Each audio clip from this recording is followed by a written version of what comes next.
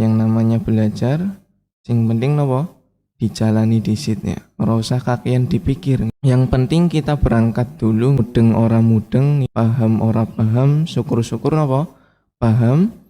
Itu semuanya mendapatkan karunia dari Allah Subhanahu wa ta'ala. Karena di lafadz hadisnya itu umum, siapapun yang ikut berkumpul di dalam majelis ilmu itu mendapatkan sakinah, ketenangan, rahmat dari Allah, diliputi oleh malaikat.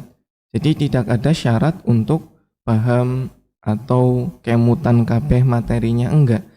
Sekedar kita berkumpul ikut majelis ilmu, majelis taklim, itu sudah mendapatkan keutamaan. Adapun nanti paham, diamalkan ilmunya, itu mendapatkan pahala yang plus, nanti ada tambahan bonus pahala ketika kita mengamalkannya. Jadi yang namanya belajar itu enggak ada nopo ruginya. Dan kebanyakan orang ketika diajak ngaji, belajar ilmu agama, niku jawabannya nopo? Anu wis tahu. Ya wis tahu, paling kaya gue maning.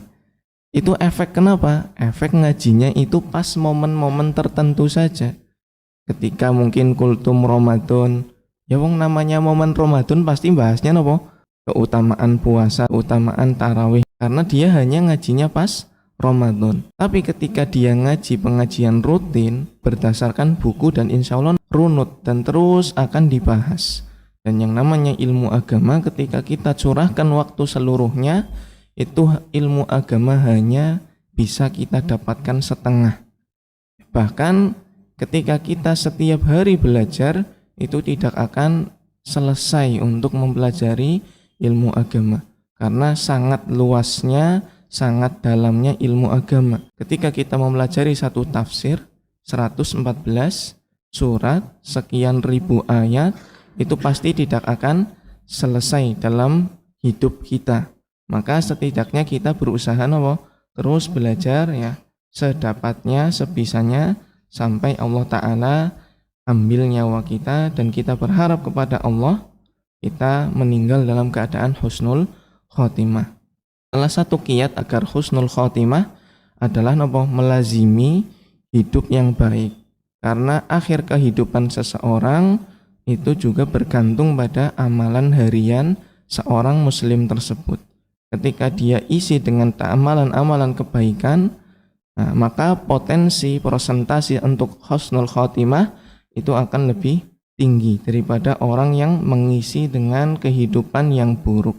Kita berharap kepada Allah agar Allah Ta'ala karuniakan kepada kita hidup yang baik dan akhir hidup yang baik. Innamal a'malu bil khawatim. Sesungguhnya kehidupan seseorang itu dilihat dari akhirnya.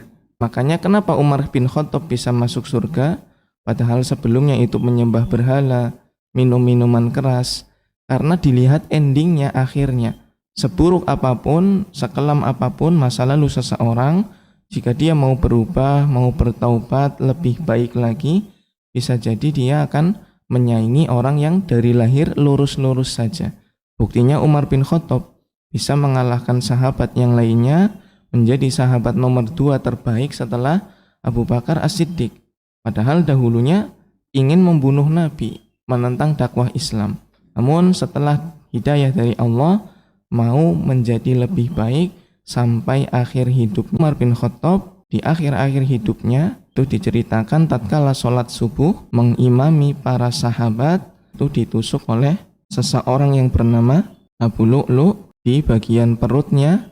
Namun ternyata pembunuhan itu gagal ya, tidak langsung meninggal, dan Abu Lu'lu' itu keluar dari barisan ya, sambil menyabet-nyabetkan pedang. Ada 13 orang yang terkena luka dari pedang atau pisau belati tersebut, yang meninggal 7, yang selamat 6. Nah, ini menunjukkan bahwasanya ketika kita lazimi sholat subuh ya, maka seseorang akan besar kemungkinannya meninggal dalam kondisi ketaatan.